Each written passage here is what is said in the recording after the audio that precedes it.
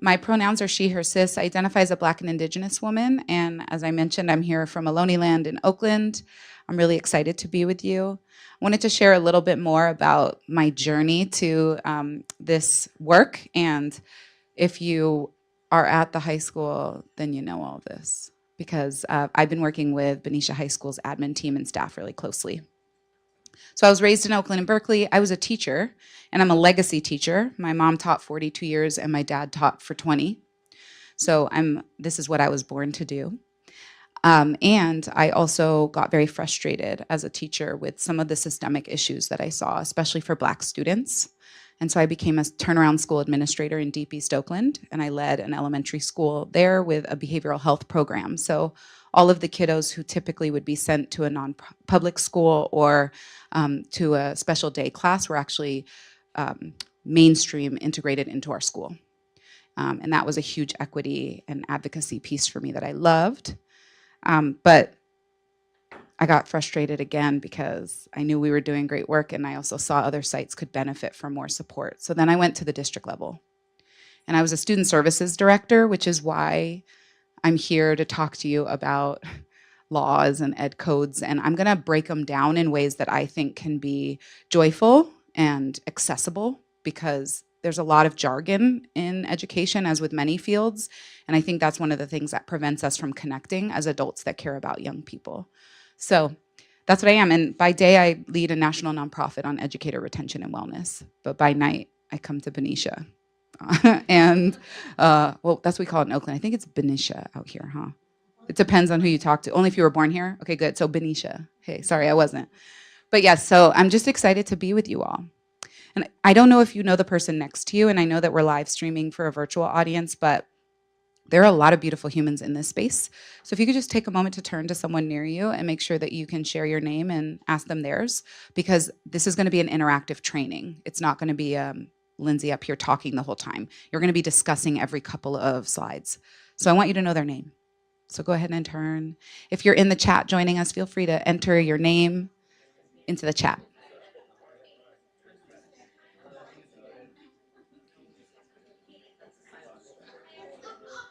We even have fist bumps happening. This is beautiful.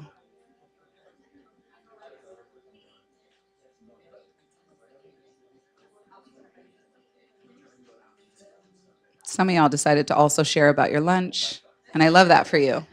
Yeah, beautiful. Well, I'm glad that you're getting to know folks in the room, because one thing I know is that all of us are vested in the well-being of young people in this community. And so I think we're stronger together, and we'll be able to figure things out tonight and moving forward. That's my hope. Let's see who's in the room. Parents.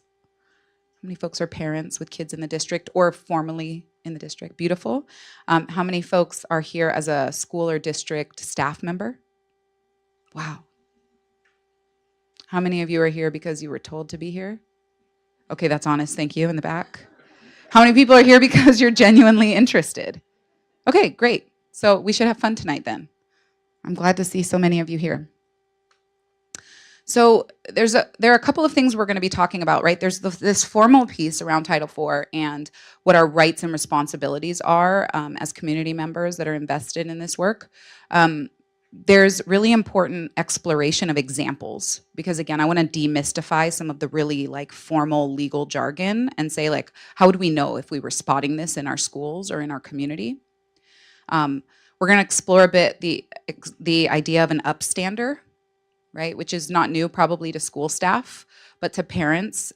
This has developed in the last maybe 5 to 10 years, where we're really trying to talk about socio-emotional learning and combating bullying with being an upstander, saying something, doing something. And then, of course, we're going to be playing, and I say playing, but engaging in open dialogue and choosing one another is my hope across differences. So I don't know if you can see that little visual up there, but this work is real, and I hear a lot of young people that are really supercharged around identity and race and culture. It's really cool. They don't hold back. I have 3 kids under 10, and I'm like constantly getting schooled by my 9-year-old. But also there's a pretty large portion of our communities that think that we are in a post-racial society. So I just wanted to illustrate with data, and this is from 2017, but it's one of the largest studies that was conducted, where they were asking about what type of hate crimes are we seeing in the United States. And you can see that by far, we are still, as a American people, struggling with how to see each other and humanize one another and collaborate around race. So it's important. It's important that we keep open lines of discourse. And also, I think that if we have fun doing it, we can take some of the charge and the stickiness out of it. Like, it doesn't always have to be hard and awkward. I think it can be connective and inspirational. So let's see if I can meet that objective. You with me? All right, great. We have even more people coming. I love it. All right. So I do want to make a quick disclaimer, because some of y'all maybe came today with a notepad and like 9 pages because you were ready for this training. So here's what my intention is. My intention is to hold space for you all, to lead some learning exercises, and to hopefully inspire connection and healing. But if you came because you have really specific concerns, a case for your child or something you've heard through the grapevine at your school, we want that addressed. And I think I speak really confidently with the Benicia staff. We want to address it. I won't be the best person to bring that up to live. So I want to say that in the spirit of trust, because I would hate for you to feel disappointed or that like your needs aren't being met. So I really believe in being transparent. I haven't read yet or had all of Benicia's policies tattooed on me. So like I can't tell you, like I can't recite them. And they probably can't either because there's so many. So what I want to just offer is that if you came with a really specific topic, we're going to get you to sign up before you leave, and someone from the staff will follow up. Okay, but we just want to make sure that your expectations are met by this training. Yeah, give me a thumbs up if you're with me. All right, hopefully in the back you're seeing some thumbs up in the virtual sphere. But let's play. So in a moment we're going to turn and talk with a partner, and this is a strategy if you're not in the education field. We do a lot with our young people, where we want to activate prior knowledge. So all I know how to do is teach. I'm going to source from the room. What do we already know about this topic? And if you're not familiar with this topic, Title IV, right inside of education, what do you know about anti-harassment policies, even in your field? What are we working with today? Okay. So I'm going to have you talk to that person that you introduced yourself to, and we get to dabble in the light topic of anti-harassment. Yeah? All right. So we'll take about 4 minutes here, and then I'm going to elicit some shares from the group.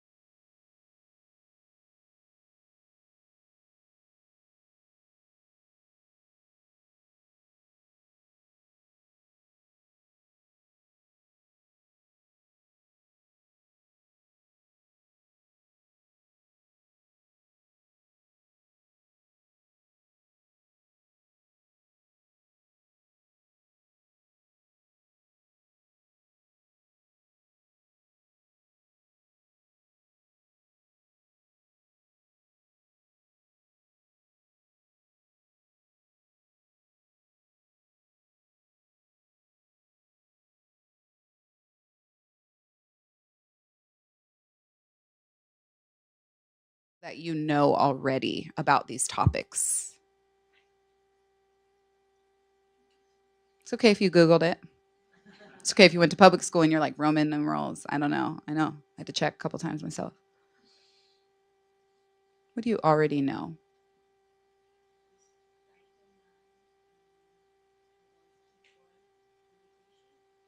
There is Title IX. Yes. So Title IV. Uh-huh. Yeah, and you said it was about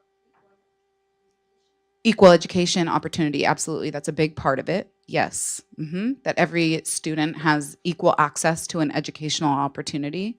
Absolutely. Thank you. What else do we know? Harassment is bullying or discrimination directly violating a protected class. Protected classes being race, gender identity, socioeconomic status, religion, or other markers. Yeah, so great. So we're going to talk a little bit more about the difference between discrimination and harassment, because those are two loaded words that we see a lot in ed code. You're right about protected classes, that folks' identities give them certain protections inside of our schools. Awesome. You brought in the term bullying, which I'll talk about later. Steph knows this, I have so many trainings on bullying because I think it's one of the most misunderstood concepts in schools. And that parents, what we were taught when we were in school is just factually not backed by law anymore. So we can talk about that later. We have Q&A. I get really excited about talking about bullying because I think most parents would actually be really relieved if they understood how schools see bullying now. Anyway, but thank you. One more share.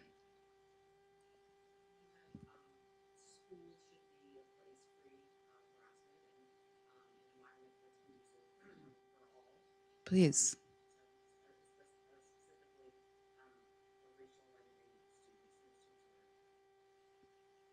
Furthest from the sphere of success.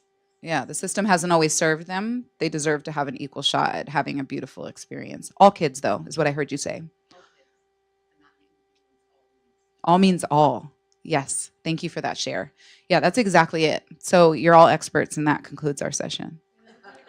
Just kidding. Let's jump into it. All right. So what is this? Just in case you didn't Google it before you came.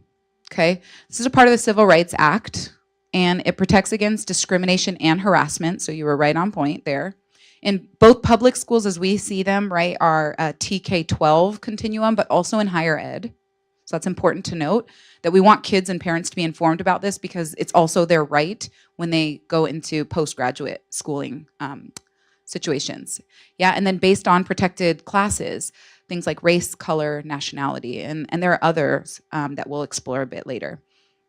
Right, and so one thing that's really important is that historically in this country, there have been so many infringements on civil rights of different communities that there's an entire department of the government that focuses on violations, and investigations can be conducted because we want to make sure that folks receive an educational opportunities that are equal, right? So here's some examples that are typical, but we're going to go into deeper examples, and you're actually going to become experts by analyzing those. But some of the common ones are sexual harassment, denying access or participation to activities. So school leaders, this includes things like after-school program. This includes things like sports. This includes things like advanced classes, right? Harassment based on gender stereotypes. So what we believe a particular gender can and cannot do based on pop culture, stereotypes, any of that.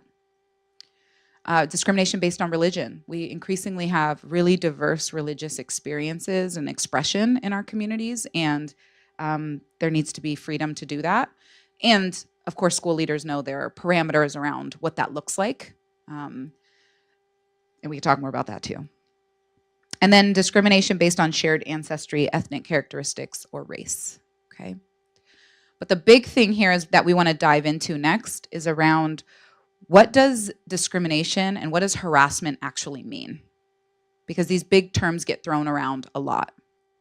So I was about to do my teacher thing where I pass around the mic, but I know that people are watching virtually, so I'm going to hold it. But discrimination is when someone is treated less favorably, okay? And it's because of who they are. That's the cliff note of it. Because of your identities, I'm going to treat you with less favor. Okay? Now, something that's really key here is that discrimination can show up as direct or indirect. And this is the part in many of our credentialing programs for staff or many of our admin credentialing programs. And, all the parenting courses we all got when we signed up for that job don't tell us about direct and indirect forms of discrimination. So I want to give you an example of both. Okay? So an example of direct discrimination is telling an Asian American student that they cannot join the soccer simply because of their identity. Right? That's direct.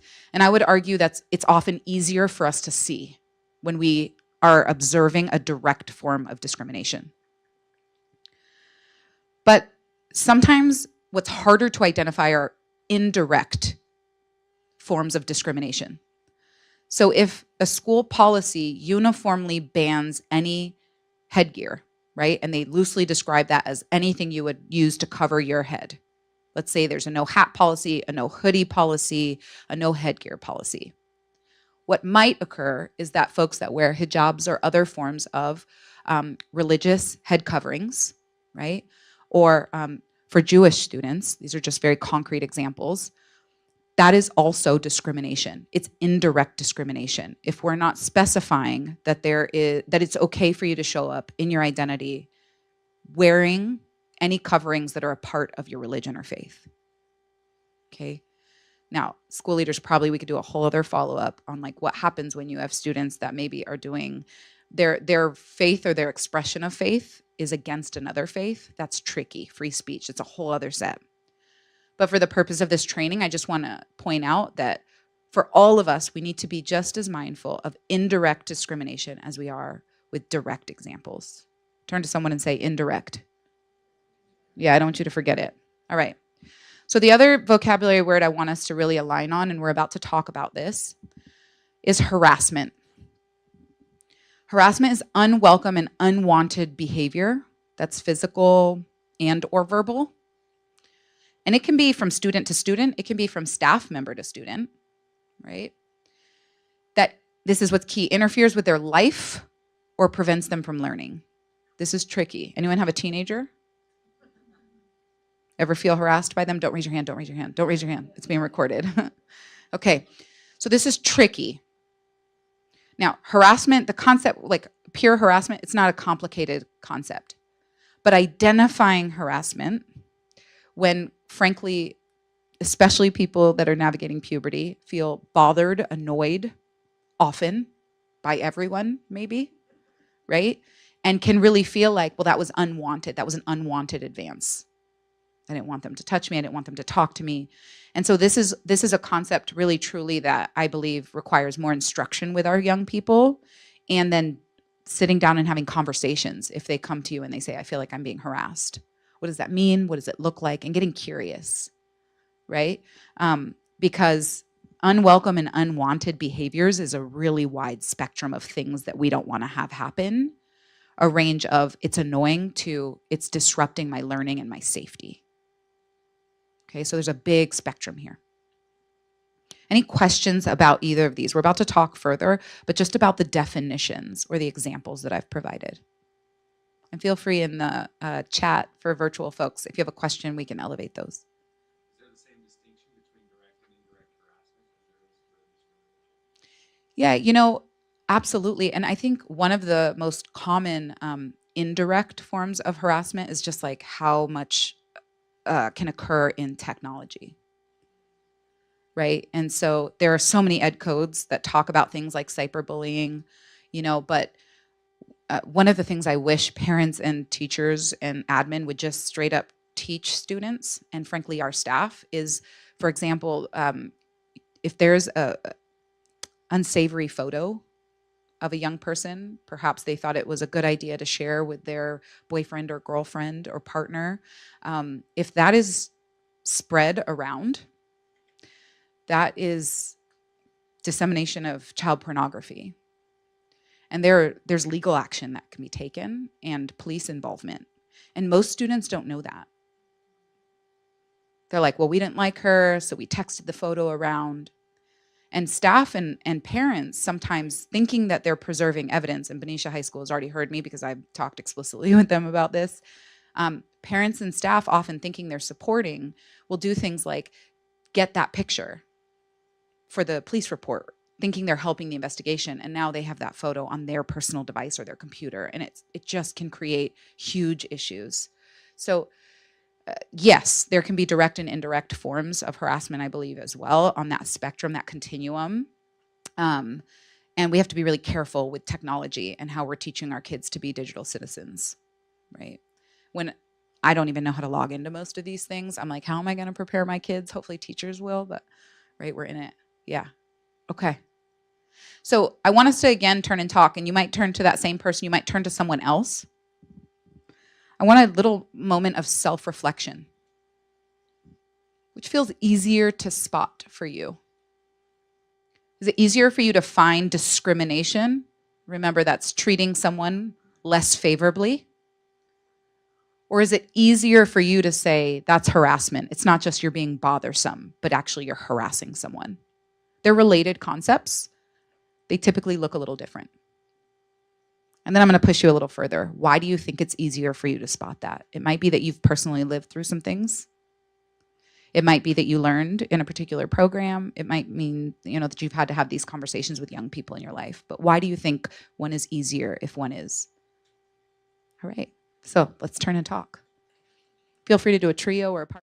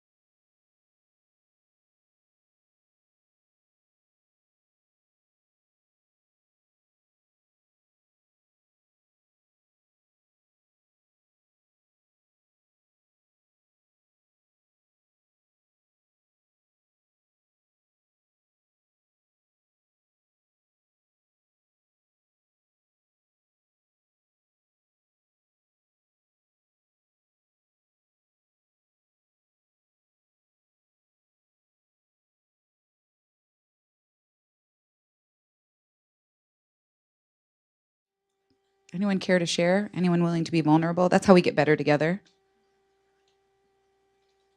I was going to say something like, do you have a preference? But that's not what I meant to say. What I want to say is one easier for you to see? Because the first step is noticing. We can't do anything about it if we don't even see it. So is one more easeful for you to identify? Maybe we start with a little poll of the room. Raise your hand if it's easier for you to see discrimination, someone being treated less favorably because of who they are, an identity. So most of the room feels like that's easier to see. What about harassment? When you really feel like someone's being bothered beyond what's acceptable. Okay. Anyone care to elaborate?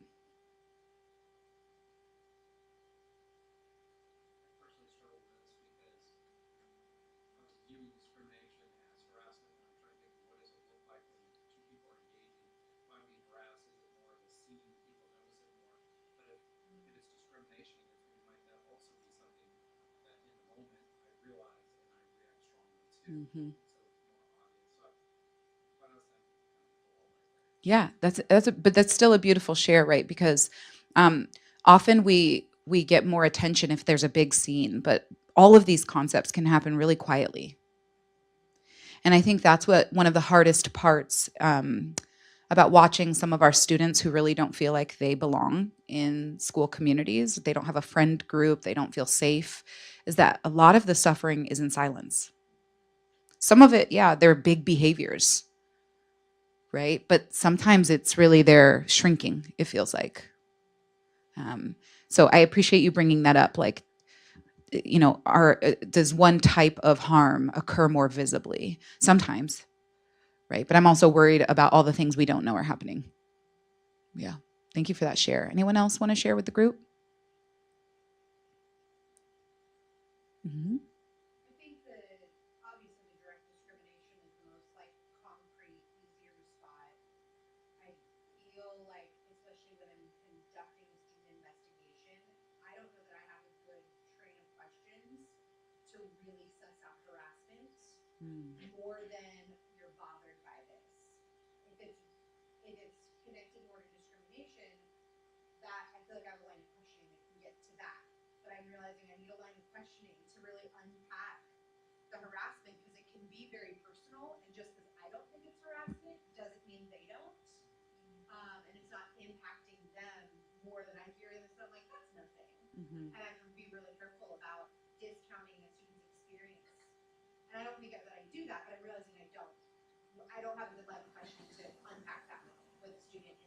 Beautiful. Thank you for saying that, honestly. Yeah, and you're not alone.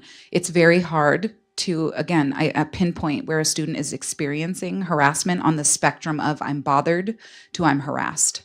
And there's a lot in between then. So that's something we can work on. And I love that you name that. And I think another important thing is that sometimes our identities can impact the way we see these situations. Of course, because we're humans, right? Was that me saying that we weren't alone? Okay, so I'm like echoing, you know, I'm like, thanks. I was like, wow, so much agreement. And it was me. Great. I was just like, build yourself up, girl. Okay. All right, great. So let's talk a little bit more about rights and responsibilities, right? So let's look at the left side first, some rights. Okay. Everybody has the right to learn and work, I would argue, which is often how I talk about it with kids. Like, everybody has a job here. Your job is to have fun and to learn. Your educator's job is to teach and to lead, right? And we want to do that without discrimination and harassment, just simply based on who you are. I think most of us can probably agree to that. You should just be able to show up to school and not have negative experiences just because of the identities you hold. That's your right. Also, every student has the right to equal educational opportunities. They should be able to try out. Now, my husband would be the first one to say, not everyone's going to make varsity. And we maybe have gone a little bit far in society with giving participation awards for everything all the time. I mean, we can debate about this later, right? Because we don't want to hurt kids' feelings. We don't want anyone to feel left out. And so it's almost gone to a point of us not celebrating like the true MVPs, right? Kobe would laugh at this. I'm sure. But if you think Kobe and Jordan, we can talk about that later too. All right. So also, you have the right to elevate a concern.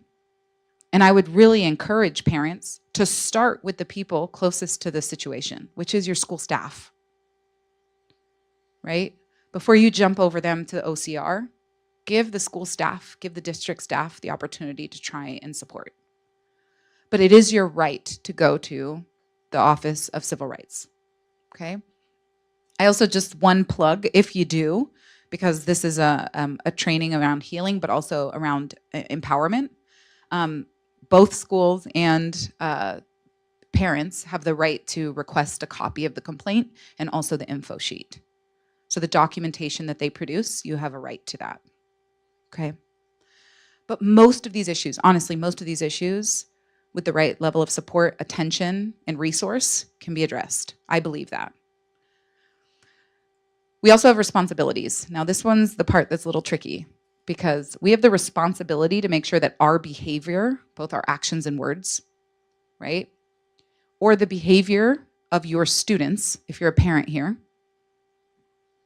that those behaviors do not prevent another student from accessing their education. And this was what's hard.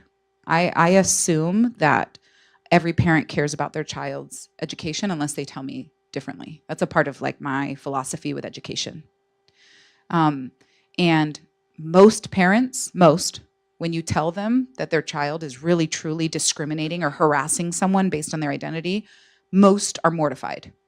I'm not saying there aren't outliers, but like most parents don't want to hear their kids going to school and committing a racist act. It's not something necessarily that most parents, I say most because most, right? But it's hard because you can't control anyone's behavior but your own. Okay? Which is why I go to the second point. While you can't control your students' behavior, you do have a responsibility to teach them and to check in. And I know the flyer said, what are strategies we can do?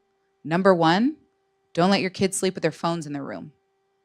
This may be controversial.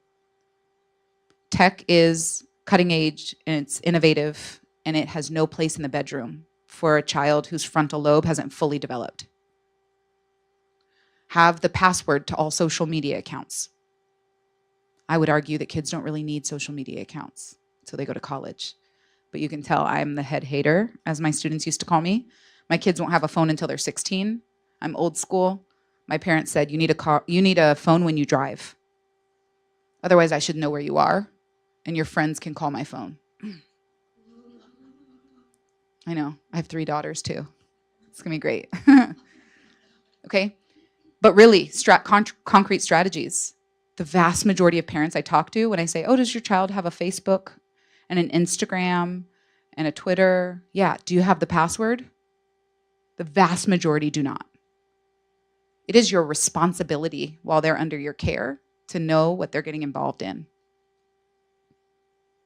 You may disagree with that. You may think agency and autonomy, and I believe we can cultivate agency and autonomy in our young people without letting them interface with technology and in social dynamics they can't yet navigate.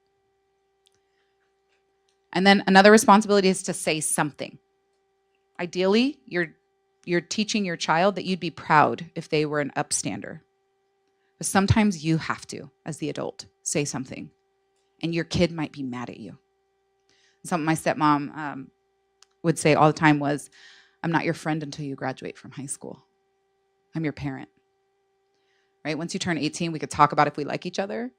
Maybe we'll be friends then, right? And she became one of my best friends. But there were times when I was like, I can't believe you told that parent. She was like, I have to. It's my responsibility. You represent me. You represent you, but you represent me and our family and our values. And we're a part of this community, and I have to say something, even if it's awkward or uncomfortable for you, right? Most things can be forgiven. And most kids, once they go to college, look back and what was awkward isn't really that awkward anymore. It's just puberty and hormones make everything terrible. Yeah? So I'll give you this old adage that all the educators in the room know of, but what we permit, we promote. So what you allow your child to do, you're promoting indirectly, perhaps. Okay? So Kids don't learn how to be upstanders by a single lesson that their teacher teaches. They learn to be an upstander because the adults in their life are modeling it consistently. So if you came thinking that all the responsibility is on the educators, like so much of the responsibility is on the parents. And I say that as a parent educator, right? Like, this is hard. It's hard. I'm like, SOS, send help. It's hard to parent. Things are happening really quickly. Things are changing a lot. And if you have a high schooler in particular and they don't know what discrimination is, if they don't know what harassment is, if they don't know what sexual harassment is, if they don't know what consent is, these topics, it's really important that you actually have those conversations, even if you think the school is. Raise your hand if you've had a difficult conversation with your kid about something that they squirmed about, but you knew they needed to know it. Yeah, right? So we know it. This is one of those ones. Add it to the list. Check. Yeah? Okay. So now we're going to teach. You all ready to be teachers? Some of y'all are like, no. So I'm going to have you actually stand up because it's bad teaching to have you sit so long. I'm going to have you stand up in a moment. You're going to find someone you haven't talked to yet. You're going to introduce yourself to them. And you get to teach at least one of these things. So you could teach them what are some of their rights and responsibilities connected to Title IV. You don't have to know them all. No, I'm not putting the slide back up. What have you integrated? Or you might teach them about discrimination or harassment. But we really take these concepts in when we can teach someone else. Okay? We're not here to critique someone's teaching. So let's play nice and let's have a great little teaching experience. So find someone, introduce yourself. If you're in the chat, you can do this in the chat. You can say, if I were teaching someone, I would tell them their right is blank. Go find someone and teach away.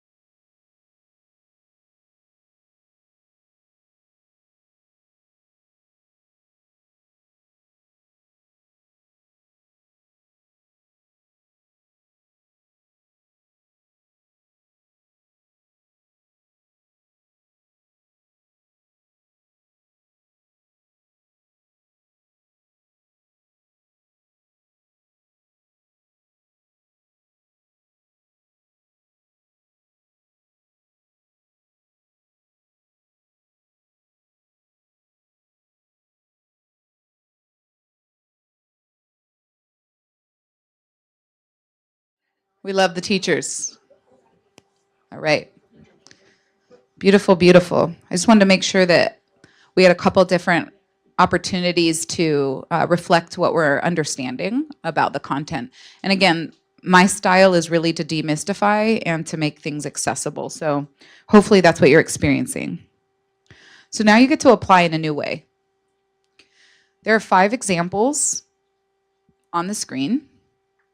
And with the group that you're seated near, you're going to be deciding if these examples are Title IV violations or not, and what your rationale is. Because we don't want to come to a training that could be an email. So this is another way to practice, right? Because really, truly, I think one of the hardest parts is seeing it early and intervening early. So we have to build our muscles around identifying, issue spotting, naming it, and why we think that. Because if we can't do it as adults, it'll be hard for us to steer our young people towards creating a society with less discrimination and harassment in schools and beyond, okay? So with people near you, you can be just a partner, you can be in a little small group. If you're feeling fancy, you can do interpretive dances for each. But you're gonna decide, are these violations, given what you've learned today? Any questions about what we're doing? Okay, I'm gonna come around and professionally eavesdrop.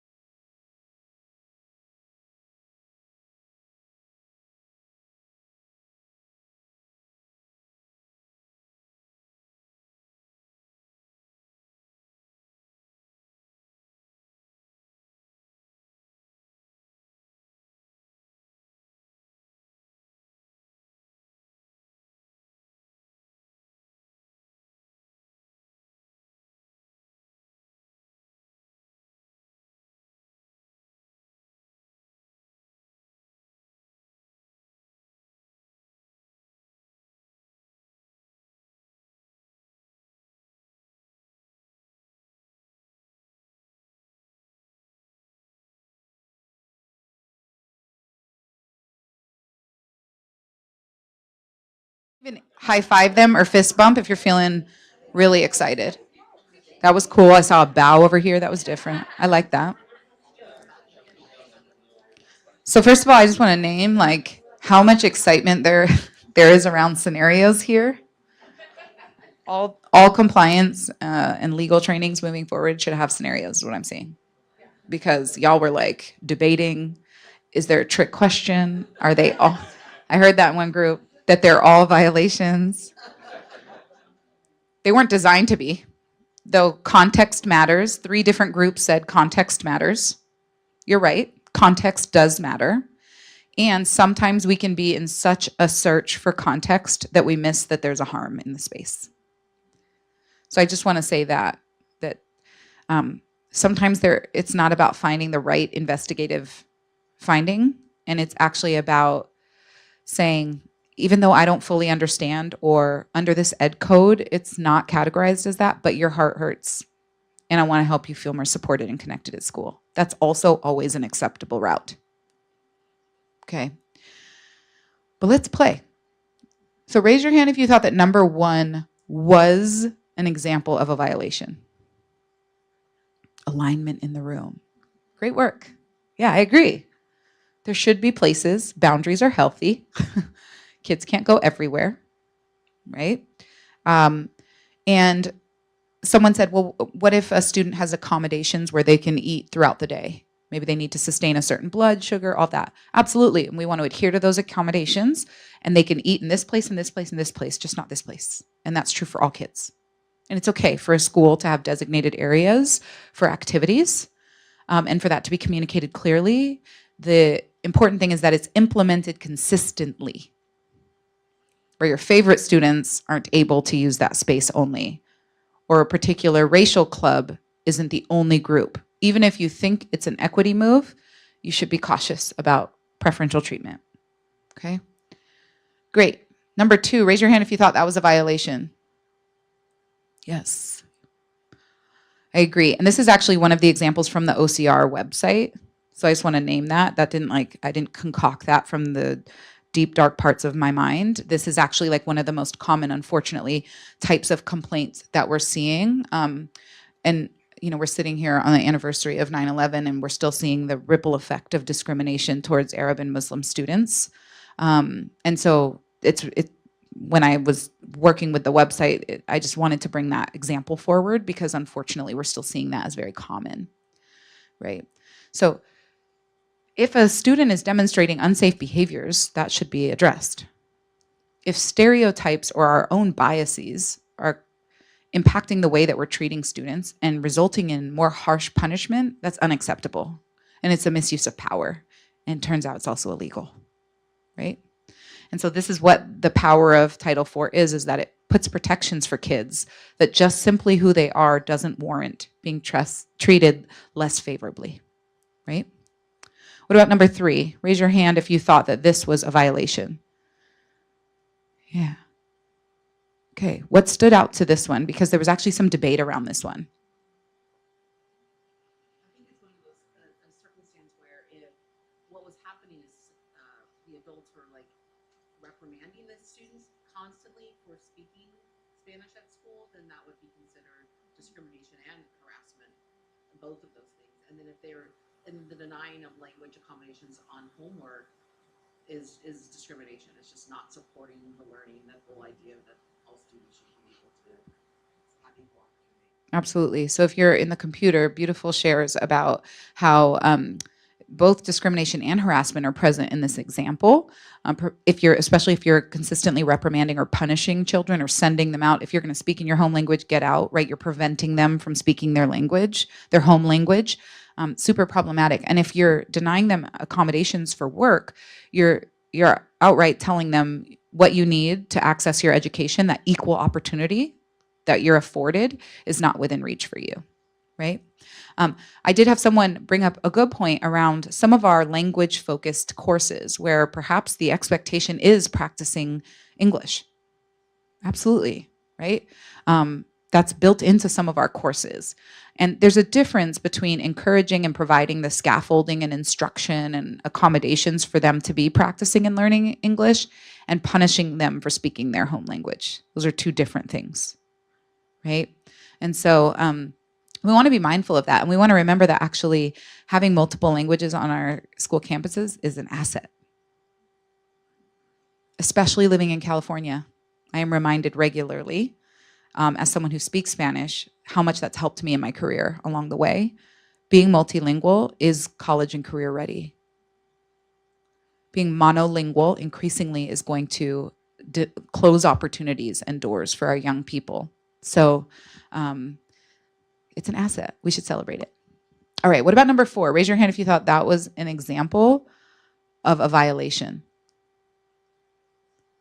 Interesting. Come on, if you're willing, tell me.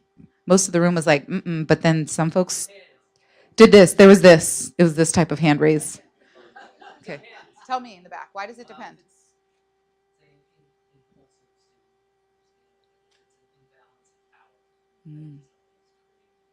Okay, so I had 3 people say yes, amen, and there was nodding. Okay, so for folks that are watching this later, the comment is around an imbalance of power versus an impulsive student. Right. So we want to see self-regulation skills develop along a child's journey in school, right? It's very expected for a kindergartner to shout out maybe, right, if they're really excited. And we're hoping that in high school, more kids are able to self-regulate, and not every learner is the same. For neurodiverse students, that might be a part of their disability manifesting. Also, sometimes kids are just excited about content, and like, actually, that's a good thing. If we really pause and think about it, kids that are excited in high school about learning, we're winning. Okay. When I thought about this example, it was written with the intent of demonstrating that it could be annoying, an annoyance, unwanted, bothersome, but not necessarily harassment based on identity. Now, if this were a situation where you had, say, a student who every time she started to speak in class, male peers would interrupt her. I see folks in the back being like, yeah, we talked about that. Awesome. And their comments were signifying her gender. Oh, here she goes again, right? And she's always saying this, or, right? If they were really targeting her over and over again, we might start to question what's going on here with this social dynamic. Is this healthy and supportive? I don't know that it would warrant a Title IV investigation by the school administrators, but certainly it would be an unhealthy or a unwanted peer interaction. And we would want to address them. And we would also want to check in on her, because no one wants to be interrupted repeatedly by the same person, right? All right, what about number 5? Raise your hand if you thought that that was a violation. And I could have inserted any religious group. Okay, great. That one's pretty obvious, hopefully, if I'm doing my job well. Okay, so it matters. Context matters. It matters that we develop our skills to be able to see these types of issues. If this was happening in the workplace, you would want your boss to see and say something and do something, right? And students want that too, okay? All right, beautiful. So let's talk a little bit about the number 1 strategy that we need to be taking, which is teaching every child in every school, every staff member, but also having these conversations at home about the difference between a bystander and an upstander, right? A bystander is someone who witnesses harm and doesn't get involved. There's a lot of reasons why that might be the case. When I ask students, and frankly, when I ask adults, you saw that. Why didn't you do anything? Why didn't you say anything? Oftentimes, there's cultural, generational, or home training around mind your business, right? Stay in your lane, that type of thing. Sometimes it's fear. Well, I didn't want to get involved. It was already feeling hostile. Like I was scared. I didn't want to get hurt. It's understandable. Some folks feel really clear about involving the police. Other folks have reservations about involving the police. I'm not here to judge either of those orientations, but I know that's something I hear often, right? And so it takes courage to speak up. And I'll tell you that we kind of have a PC culture where there's a lot of policing of each other. And one of the things I've heard the most is, well, if I'm wrong, if I interject and I'm wrong, I'm like, then what? We might be embarrassed. But I'll tell you what, as someone who holds multiple marginalized identities, if someone stands up because they think I'm being discriminated against and I wasn't, I'm like, but thanks, friend. Like, thanks. I would rather you be a little bit more aware of having an inclusive community than not. So I often ask adults, like, what's really the risk? But for young people, often the risk is around social dynamics and fitting in and being labeled, and that feels really real. Once we all got out of school, we probably felt like we had more and more capacity to stand in our own confidence. But it can be debilitating for young people to feel like they're not accepted. So I say that to say, we still want to be cultivating upstander behaviors in our young people, right? And I boil it down very simply to, you saw something or you heard something, you knew it was wrong, and you tried to make it right. It doesn't mean you have to have all the answers. You don't have to solve all the problems. There's no right thing to say. You just say something. And eventually we'd love you to say it directly to that other kid if it's safe. But at minimum, it's saying to the other kid, hey, I saw how they were talking to you. And just so you know, I don't think that about you. That's not right. I'm sorry that happened. At minimum, we want kids to start talking to who's harmed. And where we really want to get to is kids talking to who's doing the harming. Because peer pressure is real, but positive peer pressure is possible. Right?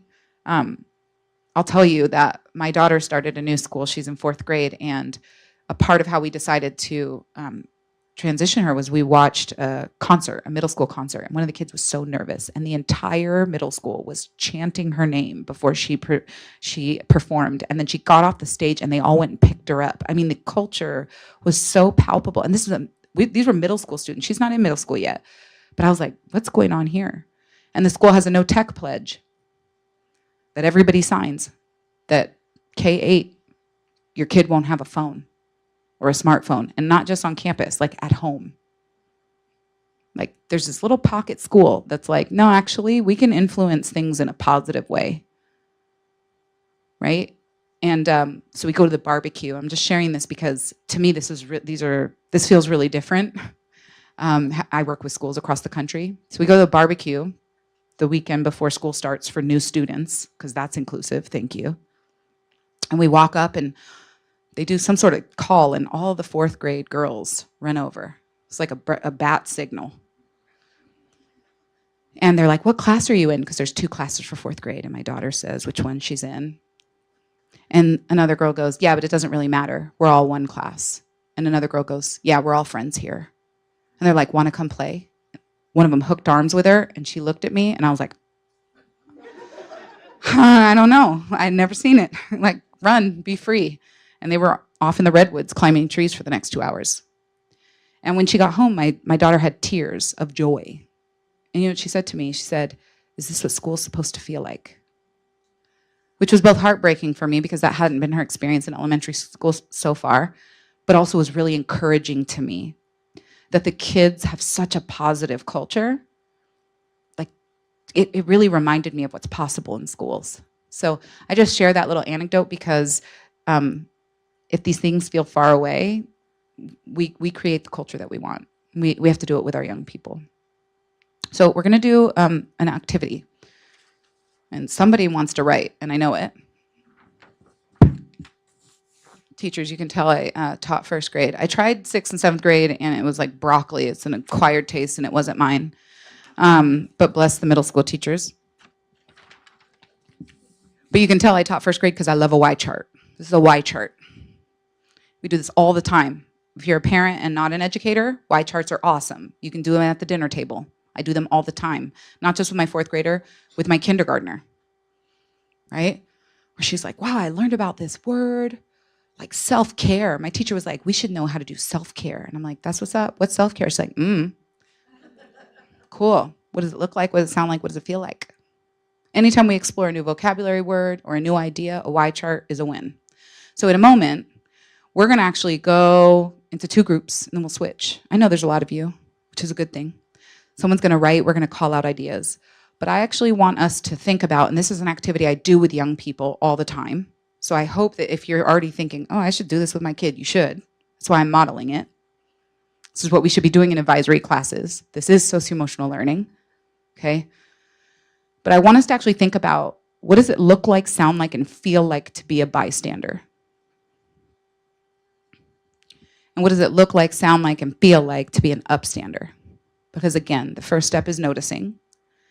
If we can't even understand, I would say somatically, which is mind, body, spirit, if we don't know what it feels like when we are doing bystander or upstander behaviors, how can we, encourage our young people to do different? We've got to go first as adults, okay? So we're going to go explore, and I mean specific. On the sound like, I'm encouraging you to put some quotes, like, that's not my business.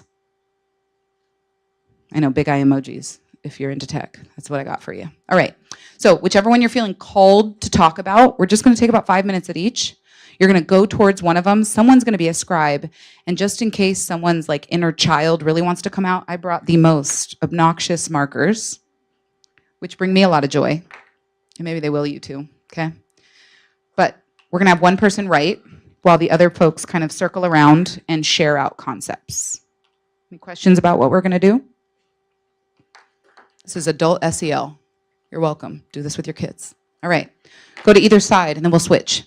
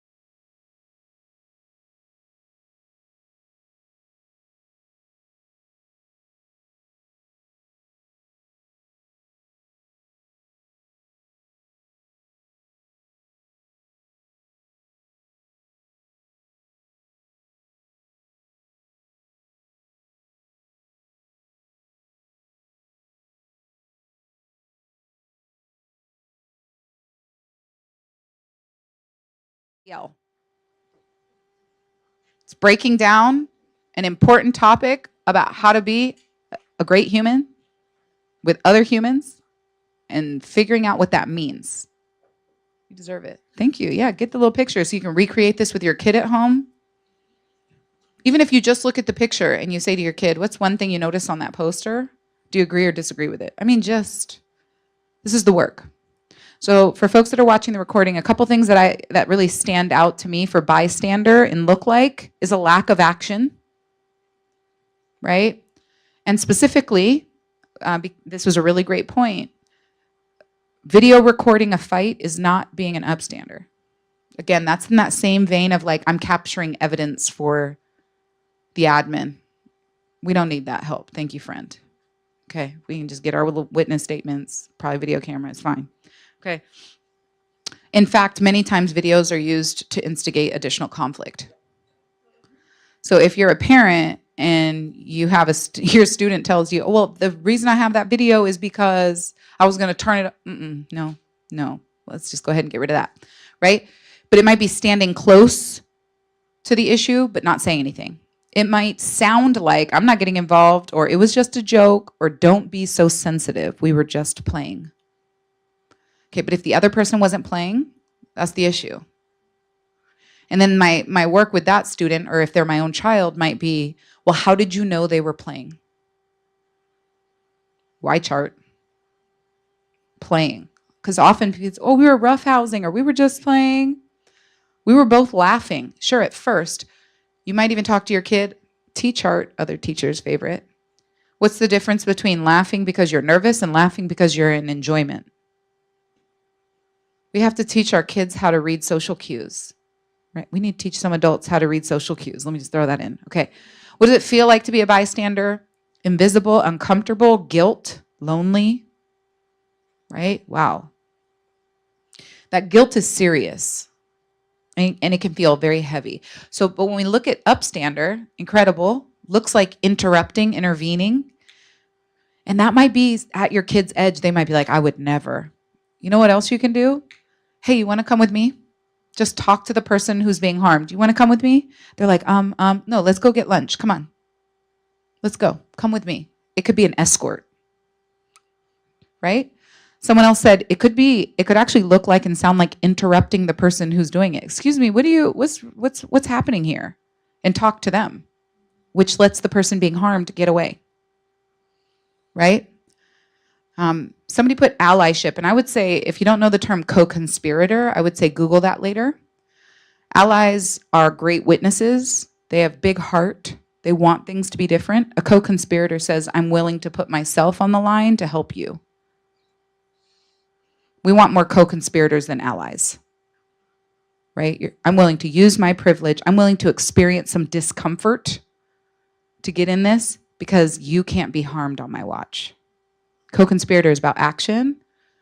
Ally is about awareness. They're aligned to your wellness, but they're not necessarily willing to do something about it, okay? So we want our kids to actually, why chart at home? What's the difference between an ally and a co-conspirator? But ultimately, I loved when I heard folks talking about upstandards. It feels good after. I feel empowered. And I added, I sleep better. I feel lighter. Because one of the most common behaviors when you really feel like you haven't shown up is rumination, which is an anxiety-based behavior where you replay over and over. I keep thinking about, like, what should I have done differently? And when I'm an upstander, I don't have rumination. I feel complete. I did what I could. I helped that person get out of it, right? Beautiful. So I hope that not only did this exercise help you really get a deeper grasp of the difference so that you can speak to it with the young people in your life, but I also hope you learned a new activity with the Y chart that takes 0 time to set up. It's actually why I did it real time. So I want you to see how quick you can do it. It's not about being pretty. It's about building a mental model for students or adults to be able to organize their thinking. Excuse me as I explain my pedagogy. I just realized I was being a teacher. Okay.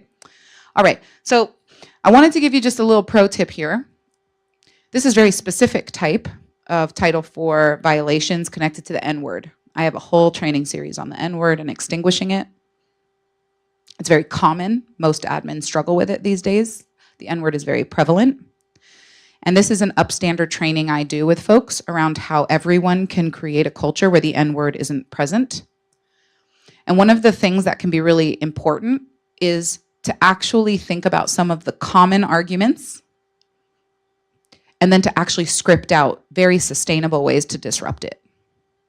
And these are things I do with parents and guardians. It's things I do with school staff, and it's things I do with other kids. Right? But I just wanted to demonstrate that even something that feels complicated, most people I talk to about the N-word are like, I don't even know where to start. So I did a bunch of listening meetings with students, and I started asking them, Black students and non-Black students, why do people use the N-word so much, especially at school? And these were the four most common reasons. So I'm going to just narrate quickly. My one Black friend said it's okay for me to say it. Great. And you'll notice I'm neutral when I address these things. This is not about targeting shame. It's just, this is a fact. Even if one Black person tells you, insert any other identity, even if one Latino says, even if one white person says, even if one woman says, doesn't mean the rest of them will be okay with it. One person can't speak for a whole group. 2 sentences. I don't have to be presenting my dissertation on why this is problematic. I have to say something. So I'm saying something that's just like, that's fine. If your friend said that, I'm also Black, so I get to be like, I disagree. So if you can't speak in a way that everybody in the room feels comfortable with, you can't say it here, right? I hear it in music all the time. It's very common. Love it. Love with you singing. I'm so here for you singing that rap song. It's awesome. You can also skip over the word. It's really not hard. It's like a self-mute button. Just skip it. Not everything is for us. We don't have to say every word. Somehow we managed to do that really well with curse words in front of adults, but the N-word we still use. So actually you know how to do that. You have that skill. I want to see you use it. I told you racism is over. Literally, this is from my listening interviews. The N-word was a problem a long time ago. So the bottom line is the N-word still offends and hurts some people today. So don't use it. And it's only racist if white people say it, was the 4th largest bucket. And I like to say racism is not a black and white issue, first of all. And second of all, it's a racist term and it can't be used in our school. It doesn't matter who says it. And there are many Black folks, and there's a whole spectrum of the Black community. Some folks think it's okay, some don't. That's why I really emphasize it's not okay at school. What you do at home and in your community is your business, and I'm not supposed to judge it, and I don't judge it. But at school, we have certain ways of being in community, so you can't do that here. So I just wanted to give a really concrete example of how very different arguments for why someone feels like they can do something that would be a Title IV violation can be debunked, and it doesn't require a 9-page essay. It doesn't require calling in the police. It requires 2 sentences usually, saying something, okay?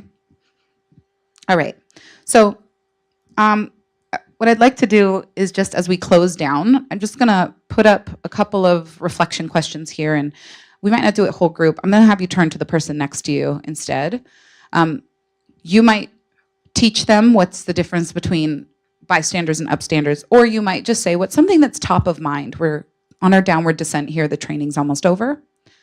But what are you thinking about when it comes to Title IV and becoming an upstander? What's top of heart or mind? So turn to someone near you and share with them. We'll take a couple shares after.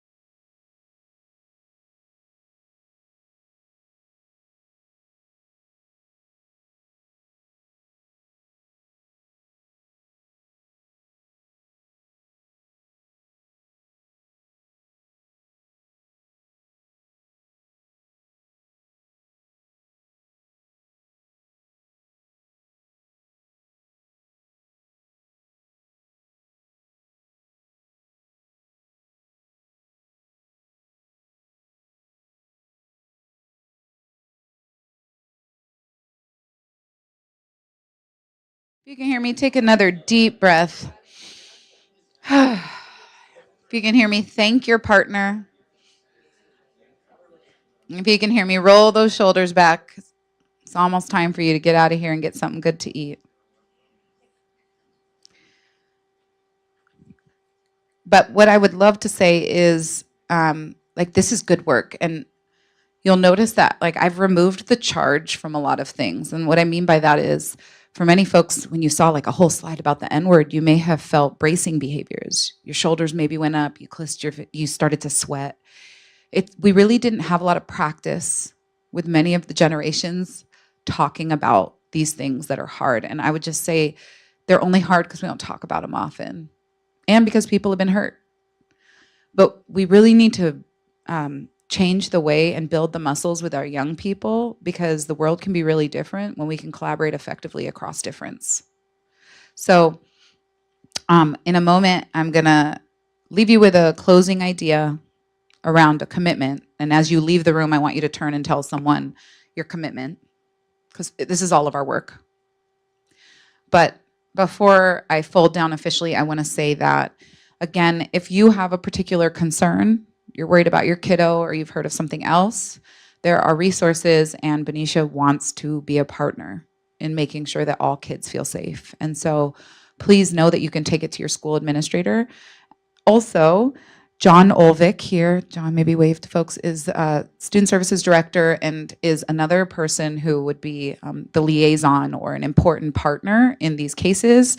Please don't go to him right now and tell him all the things. Please get his contact information and allow him to be a whole human. It is 7:30 at night, and educators need balance, but he will follow up. He's a great guy. And also Pat Jennings is in the space. This queen here is in charge of all things HR and would be an important person to go to if the concern is at the staff level or an adult level, right? And so just know there are a lot of resources here. I've had a great time being with y'all. If you can imagine, I have fun no matter what the topic is. I hope you also enjoyed, and maybe are even pleasantly surprised that you weren't talked at for 90 minutes. I hope you learned something. I hope you'll do something with this knowledge, be an upstander. And my homework for you as a good teacher is, as you leave the room, tell someone what your commitment is. I'm gonna hang back in case there are questions. I'm happy to stay for a little bit, but please do tell someone your commitment, because it's possible to have a community without harm, or at least substantial harm. Harms are normal, we work through them, but we need to have discrimination-free schools for our kids. So thanks everybody, I appreciate you. Find someone and tell them your commitment before you head on out. Maybe grab a water, because it's cute to be hydrated.